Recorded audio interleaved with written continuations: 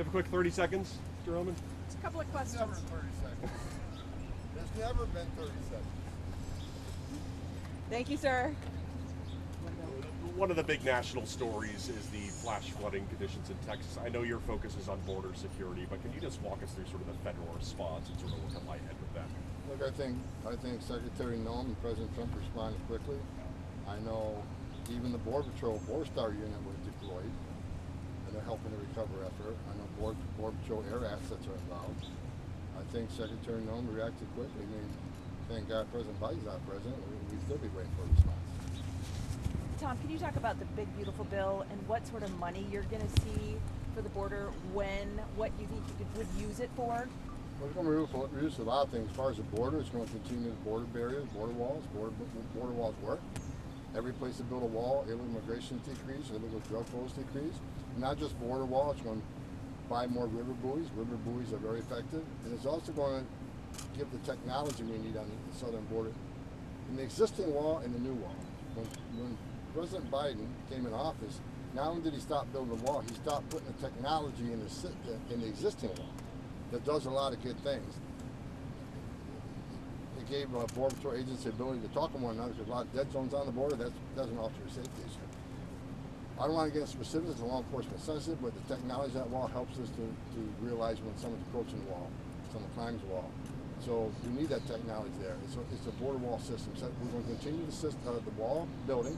We're going to continue the technology within that wall, and the technology also for port of entries. You know, we want legal traffic, legal trade to come through the ports as quickly as possible, but we want to, of course, see as much contraband as we can. So more technology will make that happen. As far as ICE, it's a huge plus up. 10,000 more officers. ICE, look, I've been doing this since 1984. Border Patrol's been plussed up many times, and I appreciate that, and I'm supportive of that. But when Border Patrol arrest somebody, they go in detention. Then they go into immigration hearing. Then if they get order removed, they get removed. That's all ICE's job. So our Border Patrol got plussed up over decades. ICE didn't. So now ICE finally is getting the resources they need. And, you know, it's going to put more boots on the ground, which we need right now. I just did an interview. There's over 600,000 illegal aliens in this nation with criminal histories walking the streets. We need to find them quickly. And for those that say 3,000 a day is too much, I want to remind them, do the math. We'd have to arrest 7,000 every single day for the remainder of this administration just to catch the ones Biden released in the nation, right? We talk about 12 million illegal aliens. We've been talking about 12 million for 2 decades. We know at least 8 million were released in this country with Joe Biden, so we're well over 20 million. I'm being conservative, so more boots on the ground means we arrest more bad people and make this country safe. Mr. Homan, Zoran Mamdani, the likely next mayor of New York City's promised not to cooperate with you or with ICE or with deportations of any kind. Do you have a plan? Is there a plan to work around that? How are you going to handle it? Feel like I'm at, we're going to be in New York City, and President Trump said it 2 weeks ago. We're going to double down and triple down on sanctuary cities. Why? Not because we're a blue city or a blue state, because we know that's where the problem is. We know they're releasing public safety threats and national security threats to the streets every day because they don't honor our detainers. We know that. We don't have that problem like in Florida, where every sheriff in the state's working with us. So where we're going to send our assets, we're going to send them where the problem is. Sanctuary cities. So I've said it before, we'll flood the zone of sanctuary cities. If they don't let us arrest a bad guy in the county jail, they're going to arrest him in the community. We're going to arrest them at a work site. So we're going to increase community operation. We're going to increase work site enforcement operation. We're going to get the bad guys. So if they don't want to help, get out of the way. We're coming to do it. Do you have a priority list? So what things you'd like to do first, or are you going to do it all at the same time? Same as day one. National security threats, public safety threats are always the priority. But if you're in the country legally, you're not off the table.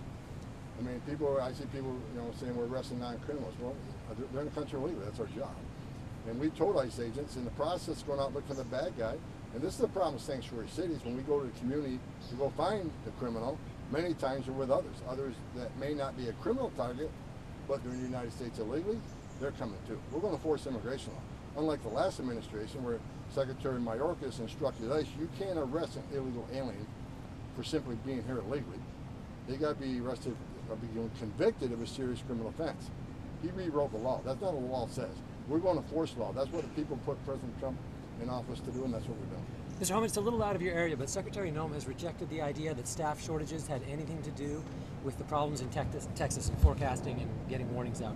Are you interested in a serious investigation to find out whether staff shortages had anything to do I'll with leave it? it upset. You're right. It's out of my lane. Secretary Noem, I'm sure she's all over this.